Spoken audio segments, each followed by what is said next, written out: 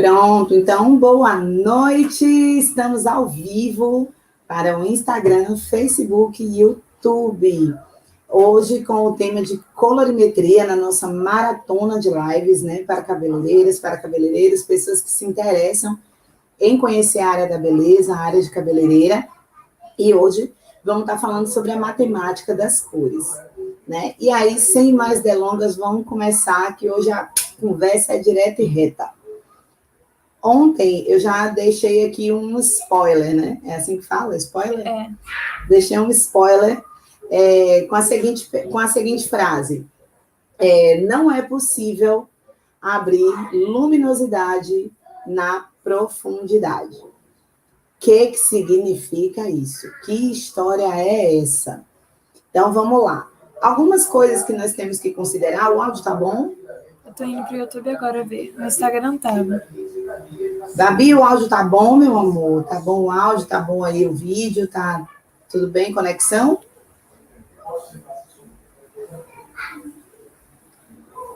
Então, vamos lá. Quando vocês me dão esse feedback aí, vamos conversar. Então, vamos lá, né? Como eu falei, não é possível abrir luminosidade na profundidade. O que é que isso quer dizer? Dentro da colorimetria, nós temos algumas máximas, né? Que é preciso que você esteja atenta para não ter resultados indesejados. Eu esqueci de colocar aqui o não perturbe. Deixa eu ver se eu consigo. Consegui. Tá ok o YouTube. Áudio do YouTube também tá legal? Ótimo. Tá. Então, o que a gente precisa entender? Quando a gente fala nessa frase, né? Não é possível abrir luminosidade na profundidade. A gente precisa entender, primeiro, esse princípio, né, de temperatura. Quando a gente fala de cores quentes, de cores frias, né? Ou quando a gente está falando de profundidade ou de intensidade. Dentro da colorimetria, é fundamental compreender esses 4 conceitos, né? Que, na verdade, se fundem numa coisa só. Quando a gente está falando de cores frias, a gente está se remetendo sempre para profundidade, e quando a gente está falando de cores quentes, a gente se vira para intensidade, ou seja, cores frias, quanto mais cor fria, mais sensação de profundidade você tem. Por exemplo, uma dica que eu sempre dou para você identificar se você está com uma cor fria ou cor quente, é você identificar se naquela cor tem presença de azul. Tem azul, já está te dizendo que ela é fria, porque azul é a cor primária que representa essa temperatura.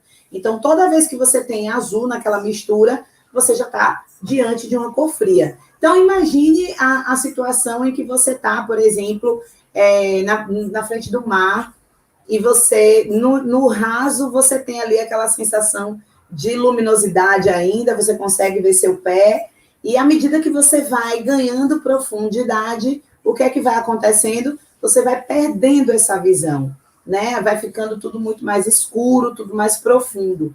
Então, quando a gente fala no sentido específico da cor, a gente tem a mesma premissa. Quanto maior for a quantidade de pigmento que está ali presente, maior vai ser essa profundidade. E quando você tem as cores quentes, principalmente quando a gente se remete tanto as duas cores primárias em separado, quanto as duas cores primárias em mistura, né, as quentes, que é o amarelo e o vermelho, você vai se remeter para intensidade. Por exemplo, vamos pensar aqui no sol, né? O sol, dificilmente você consegue olhar para ele diretamente, né? Por quê? Porque ele tem uma intensidade de luz que o nosso feixe óptico não aguenta, não suporta. Mas ele tem muita luminosidade, então ele tem muito amarelo, né? É lógico que o Sol, por ser uma estrela, um prisma, ele tem, né, outras cores ali envolvidas, mas você tem a sensação sempre de amarelo, que é uma cor extremamente quente. Quando você está num ambiente, por exemplo, pronto, o ambiente do fogo, né? Ele tem vermelho e amarelo. São cores que remetem a calor, a intensidade. Quando você vai ver lá no seu chuveiro, por exemplo, você tem ali as bolinhas, né? Azul e vermelha. Então, o azul sempre representando as temperaturas frias e o vermelho representando as temperaturas quentes. Então, essa relação, ela se dá exatamente por causa do espectro visível da forma que a gente concebe as cores e a intensidade e a profundidade que elas trazem na nossa sensação. Então, tem azul, frio. Já anote isso para você não esquecer. Olhou para uma determinada cor, tem azul, ela é fria. Então, por exemplo, você tem o verde, verde é frio, roxo é frio. Já quando a gente fala de cor quente, a gente fala do amarelo, do vermelho, do laranja, né? São cores intensas. Para vocês entenderem um pouco disso, por exemplo, né? Quando você está... Vou dar as dicas, né, das coisas, das situações subliminares, vamos dizer assim. Quando você vai num shopping, por exemplo, e você parte para a área de alimentação, né? As cores de cada fachada, ela busca se comunicar com você. A gente sabe que existe a psicologia das cores, né? E está no plano da gente conversar sobre isso na próxima semana. Mais spoiler hoje. Existe a psicologia das cores, que é a forma como cada cor se comunica com a gente a partir do nosso cérebro. Não é uma coisa consciente que a gente faça entendendo. Olha, isso aqui, essa cor, eu estou sentindo isso. Não. Você simplesmente sente porque existe uma psicologia e cada cor ela tem a capacidade de lhe levar a um tipo de sensação, a um grupo de sensações. Então, por exemplo, se você vai no shopping, a gente se atendo aqui à questão das duas temperaturas, você vai num shopping na área de alimentação, por exemplo, você vai perceber que boa parte dos fast foods ali, eles têm nas suas fachadas o amarelo e o vermelho, né? São duas cores quentes que, combinadas, tendem a fazer subir nossa temperatura. Aquela sensação de vontade de comer, não é fome, é vontade de comer. Por quê? Porque aquilo te aquece, aquilo te tira, né, do lugar. Então, você tem um agito. E aí, qual é o comando que está ali diante de você, depois que você se sente agitado? Comida. E aí, a gente vai lá e come. Eu sou dessas. Aí, você tem, por exemplo, os fastes que têm comidas que eles querem que você entenda que são comidas naturais, por exemplo, né? E você vai ter a presença do verde, né? Lembrando a você a salada, lembrando você a natureza, mas tem o amarelo ali para te esquentar e tirar você do seu lugar, para te dar também vontade de alimentar. Você tem, por exemplo, tem uma determinada rede de churrascaria que tem preto, né, na fachada, mas o vermelho está lá. Então, dificilmente quem trabalha com a venda por impulso, com a compra por impulso, o fast food, ele tem muito dessa característica, ele busca nessa psicologia das cores colocar você na posição de consumo, e uma das formas esquentando, dando intensidade. O que você acha que é mais intenso? Por exemplo, você tem ali uma opção de naturais e uma opção, né, de sanduíches, e aqueles que né, são bem longe do salto, são comestíveis, né, como diz o médico lá. Eles são comestíveis, mas não são alimentos. Por que a gente se sente muito mais inclinada a ir nesse vermelho e amarelo do que, por exemplo, no amarelo e verde?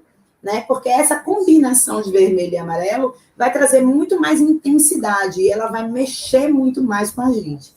E quando a gente volta para a nossa colorimetria, e aí a gente traz essa coisa da intensidade e da profundidade, o que eu estou dizendo para você é que intensidade está diretamente relacionada com luminosidade e que a profundidade está diretamente relacionada com as cores que são frias, que vão te dar sempre reflexos profundos. Quando você busca nas marcas, por exemplo, você vai ter reflexos frios ou profundos, reflexos intensos, que é exatamente essa separação de temperatura que a gente tem entre as cores que são frias e as cores que são quentes, ok? E por que eu falei que não é possível abrir luminosidade na profundidade? Vamos voltar lá para aquele rio, aquele oceano que a gente estava entrando.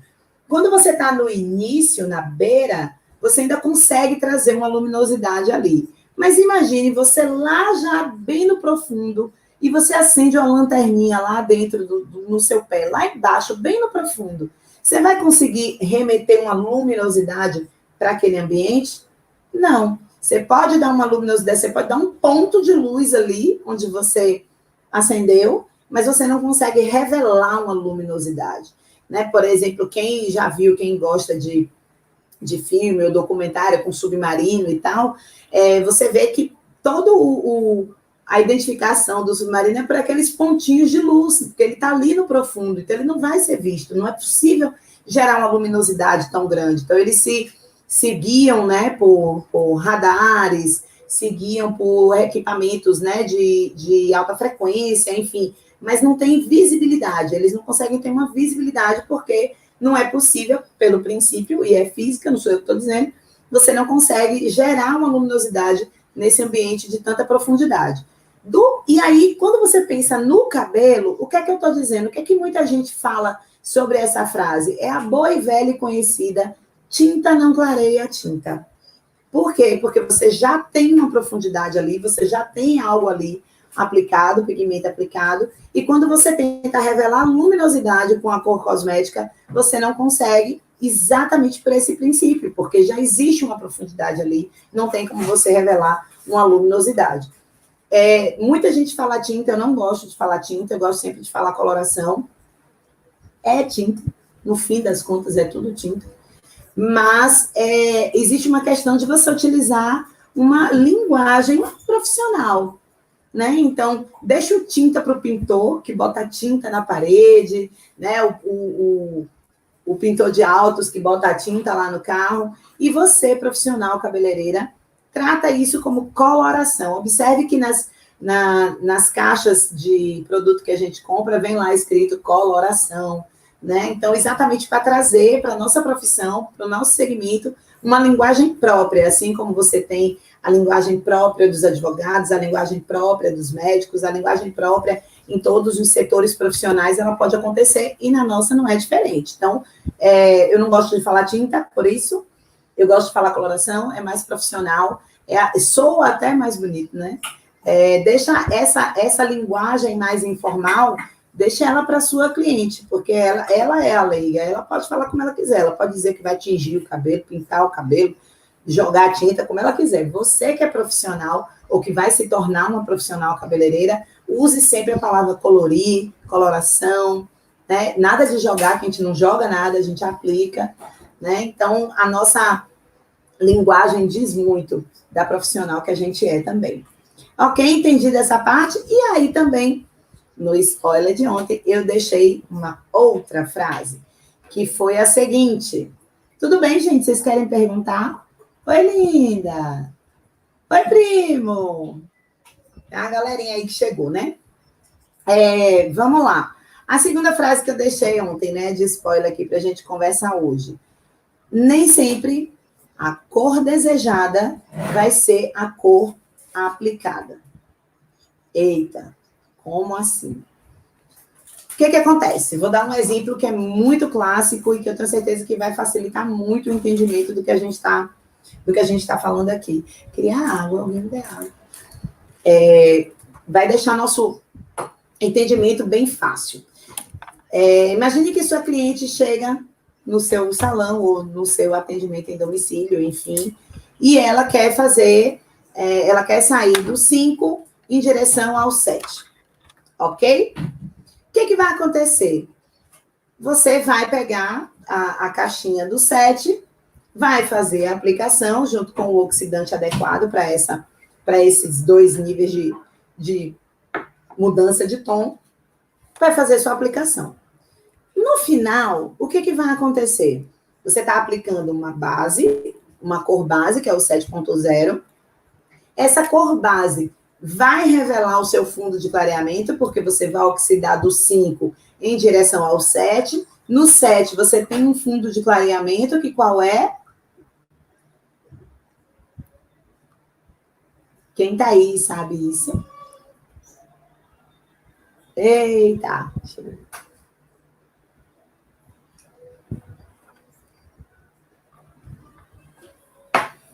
Vamos lá. A gente vai oxidar do 5 em direção ao 7. Vamos oxidar 2 tons. Vai se revelar o fundo de clareamento do 7, né? Na cor. Você não está clareando. Desculpa. Você não está descolorindo. Você está fazendo uma oxidação com cor cosmética. Aí vai aparecer esse fundo lá. que é o quê? O alaranjado amarelo.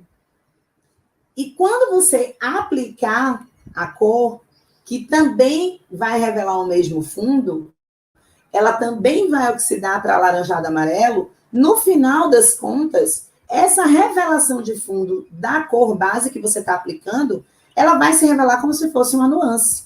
E aquilo que a sua cliente pediu, que ela ficar com 7.0, vai se tornar um 734, um 743, na verdade, né? Vai ficar alaranjado dourado. Então, vai virar um 743, que vai remeter ela para o quê? Para uma cor mais acobreada, e um acobreado quente, um acobreado aberto, né? E não é isso que ela estava querendo. Tá, então o que é que eu tenho que fazer para conseguir chegar na cor que essa minha cliente está querendo? É o que eu acabei de falar. Qual é a cor desejada? 7. Qual vai ser a cor aplicada para que você entregue o resultado que ela está te pedindo? Você vai ter que neutralizar esse fundo laranja que vai estar se revelando. Qual é a cor que neutraliza o laranja? A cor que, somada a ela, vai encontrar o marrom. Qual é a cor que está faltando no laranja? Se eu já tenho no laranja vermelho e amarelo, o azul. Então, na hora de fazer a aplicação para oxidar 7.0, eu preciso colocar a cor que vai neutralizar esse fundo laranja que vai aparecer, que é o azul. Então, se a cliente me pede 7.0, a cor desejada é 7.0, a cor aplicada vai ser a 7.1, porque esse 1, esse azul, vai fazer a correção desse fundo laranja que pode se revelar na hora que você aplicar a cor cosmética. Deu para entender ou deu nó aí na cabeça? Deu nó. Deu nó?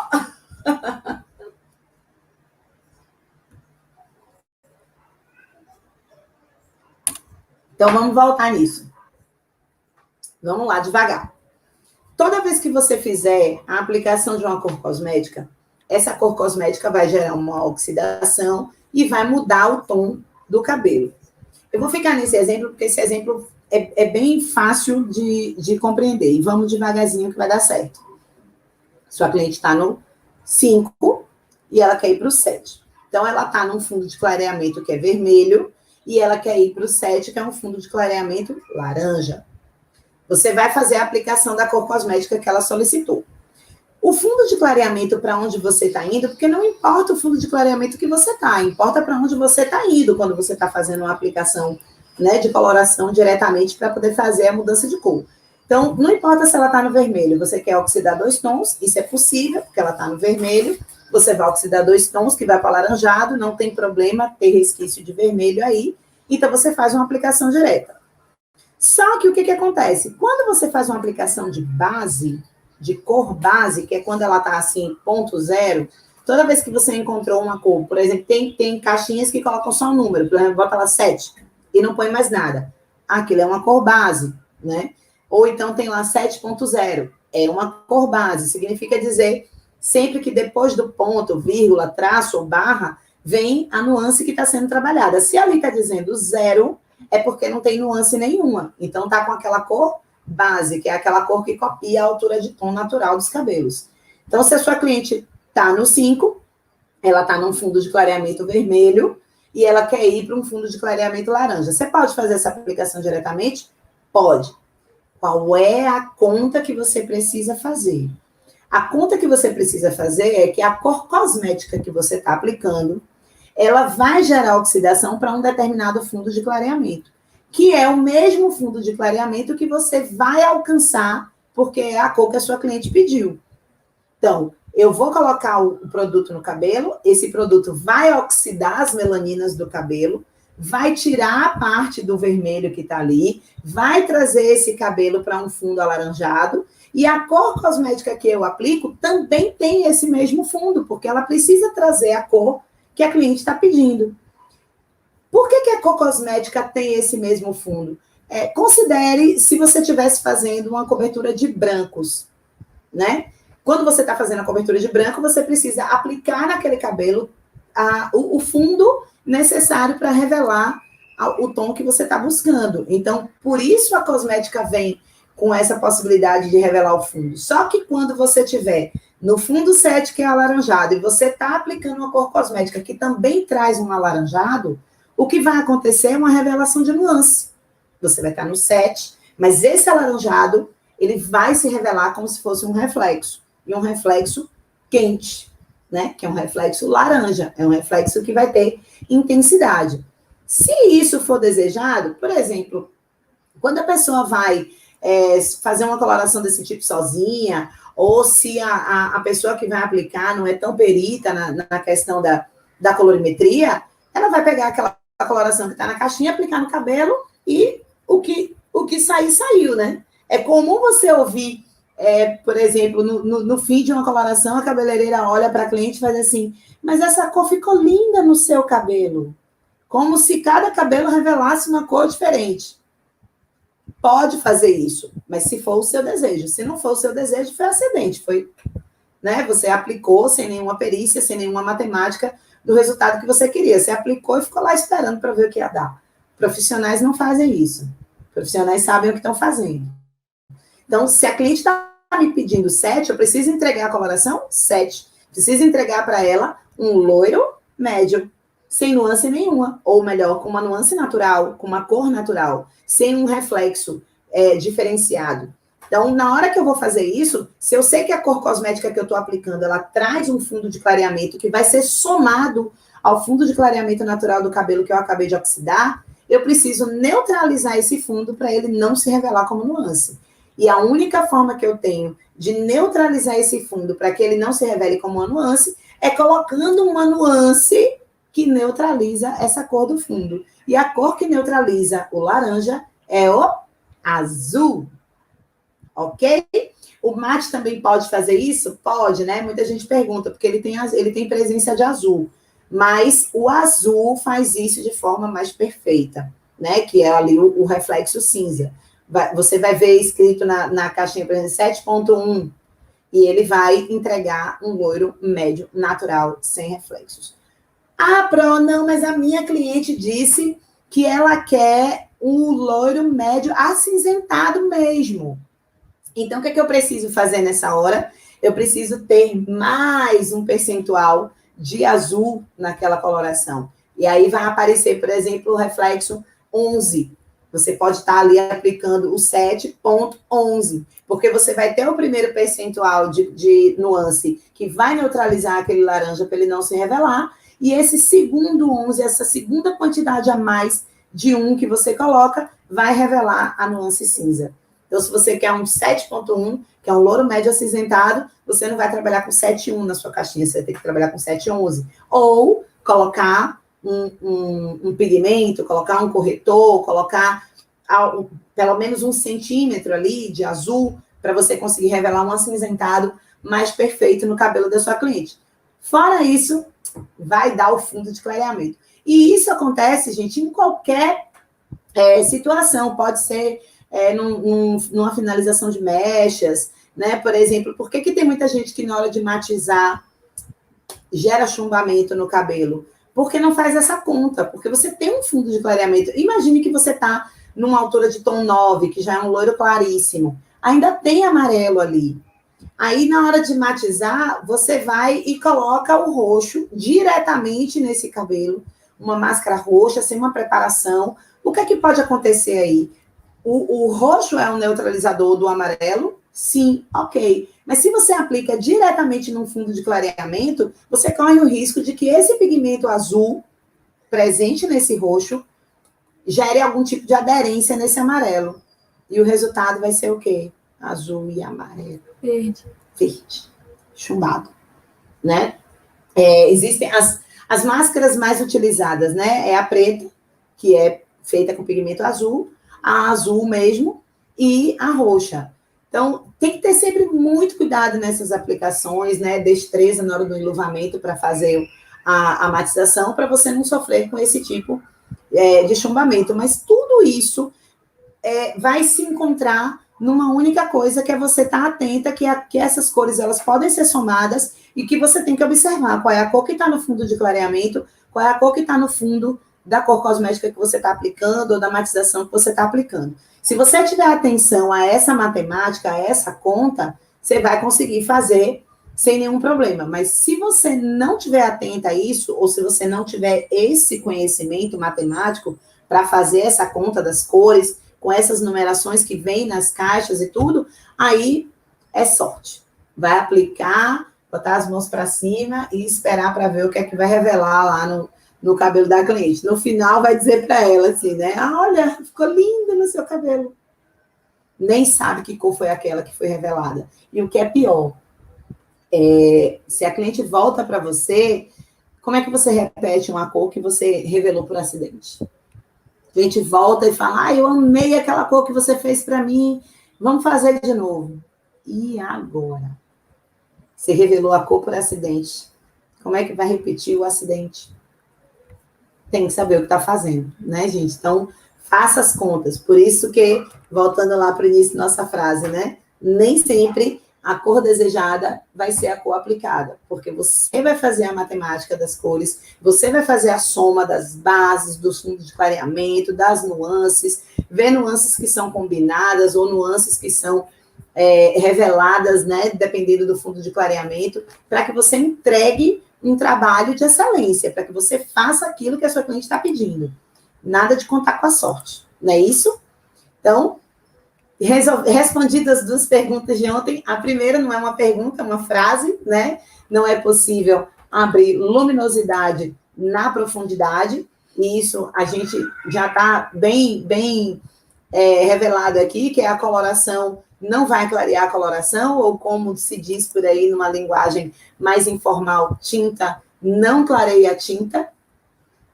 E vou até fazer um parêntese aqui para falar disso, porque é muito comum quando a gente fala sobre isso, principalmente em sala de aula, ou há um senso comum entre cabeleireiros e enfim, pessoas leigas. Eu já vi muita gente dizer assim, eu vou ficar colocando uma cor, por exemplo, a pessoa está com um cabelo na altura de 6, de 7, e aí começa a dizer assim, eu vou começar a aplicar 8 no meu cabelo de agora em diante, que é para ele ir clareando aos poucos. O que você vai fazer no seu cabelo aos poucos é manchar. Porque como você não consegue abrir luminosidade nele de forma global, sem, num caso como esse, fazer uma descoloração, o que você vai fazer é gerar várias manchas. Lembra que eu falei o exemplo do submarino? Onde ele tem a lâmpada da luminosidade, ele consegue clarear, e o restante fica escuro. Isso é uma mancha. Trazendo para a realidade capilar, isso vai ser uma mancha, ou várias manchas. Vai ficar aquele cabelo manchado. Não sei dizer outro nome, não, é manchado mesmo. Então, se você está querendo abrir luminosidade no seu cabelo, e é um cabelo cosmeticamente colorido, o ideal realmente é fazer uma decapagem e depois aplicar a cor cosmética que você está desejando, tá? E a segunda coisa que nós acabamos de falar nem sempre a cor desejada vai ser a cor aplicada. Faça a conta, veja qual é o fundo de clareamento, a nuance e a necessidade que você tem de neutralizar, de corrigir ou de acentuar o reflexo que a sua cliente pediu e que você vai revelar brilhantemente sem ficar contando com a sorte. Ou é você aplicar e orar para ver o que é que vai sair de resultado. Vocês não querem isso, né, gente? Então, pelo amor de Deus, vamos fazer as coisas corretas. Gente, há alguma dúvida? Tem coisa na caixinha de perguntas. Tem, deixa eu ver. Aperta aqui. Eita, tem um bocado de coisa. Vamos lá, deixa eu ver se a pessoa enxerga aqui. Michele, um beijo, Michele. Me atrapalho na quantidade de emulsão ou oxigênio nas preparações. Bom, eu imagino que você está falando aqui na questão das volumagens, pode ser isso? Né? Ou a quantidade mesmo de produto. Bom, vou falar aqui as duas coisas que aí a gente tem que esclarecer.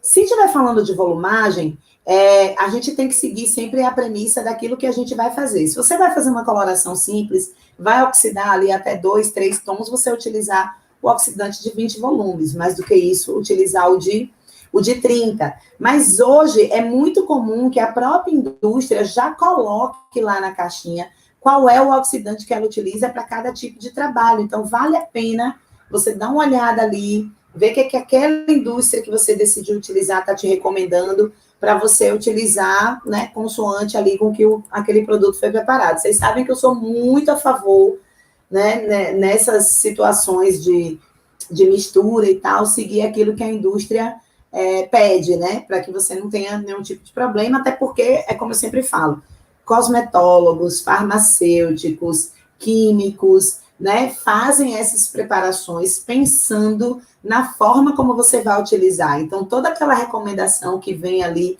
na caixinha tem o objetivo de orientar você para a melhor performance do produto. Então, eu sou muito a favor de olhar rótulo, de ver qual é a recomendação da indústria e fazer lá como eles estão orientando. E, no segundo ponto, com relação às quantidades, basta você olhar também a estrela de Oswald da indústria. Ela sempre vai estar lá dizendo se é 1:1, se é 1:2, se é 1:3, né? Ela sempre vai ser 1:1,5, se são 2:2,5. A indústria vai te revelar. E essa numeração é que te diz as quantidades. Por exemplo, se tiver lá 1:1,5, significa dizer que para cada uma quantidade, né? Para cada uma porção da coloração, você tem que colocar 1,5 porção do oxidante. Então, imagine que você está colocando 30 gramas de coloração. Então, você vai colocar 45 gramas do oxidante. É sempre observar a estrela. Se não tiver na própria caixinha, se você estiver comprando com representante, você pode pedir para ele, para ver a paleta de cor, onde tem a estrela de Oswald. E se for coloração das revendedoras, né, nas lojas e tal, consultar lá a estrela, né, na própria loja sempre tem ali a estrela e ela vai estar te dizendo isso. É sempre essa numeração, vai estar 1, 2 pontos, 1,5, ou 1, 2 pontos, 2.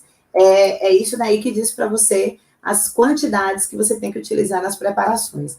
E como eu sempre falo, é melhor você fazer pouco e fazer de novo do que fazer muito e ter desperdício, tá? Desperdício é perda de dinheiro a gente não gosta. Tinha uma outra pergunta lá, deixa eu ver aqui, de Bruna. Como saber qual fundo de clareamento que eu preciso? Ai, coisa linda, vai virar cabeleireira ela. O que você precisa saber é que a gente até falou disso, acho que alguns na segunda-feira, né? Na nossa live de segunda, nossa live segundou, que é uma grande aula aberta e gratuita para todas vocês aprenderem e se desenvolverem mais. O que acontece? Cada altura de tom, ela tem o seu próprio fundo de clareamento. O que é o fundo de clareamento? São as melaninas que estão presentes naquela altura do tom. Eu falei aqui, né, a gente tem 3 melaninas principais, que é a eumelanina, a femelanina, a tricosiderina, que é o azul, o amarelo e o vermelho, que são as cores puras encontradas na natureza. A gente tem no nosso corpo, na nossa pele, nos nossos olhos, no nosso cabelo também. Então, a soma dessas 3 cores, ela dá o marrom, que a gente conhece como marrom. Por isso que a gente diz que, tecnicamente, todo cabelo é marrom, porque todo cabelo natural tem a presença dessas 3 melaninas. E o que vai mudar? É a quantidade dessas melaninas em cada cabelo. Por isso que existe uma escala de tonalidade, que é a escala de tonalidade de cabelos naturais, que a gente chama de altura de tom, que vai levar você desde o 1 até o 10, que você começa no preto, vem para o castanho escuríssimo e vai passando em todas as alturas de tom até chegar no loiro ultra claro. E para cada altura de tom, você vai encontrar um equilíbrio das quantidades dessas melaninas, que é o que a gente chama de fundo de clareamento. Então, se eu determinei que eu quero uma determinada altura de tom, eu já sei que aquela altura de tom tem que ter aquele fundo de clareamento.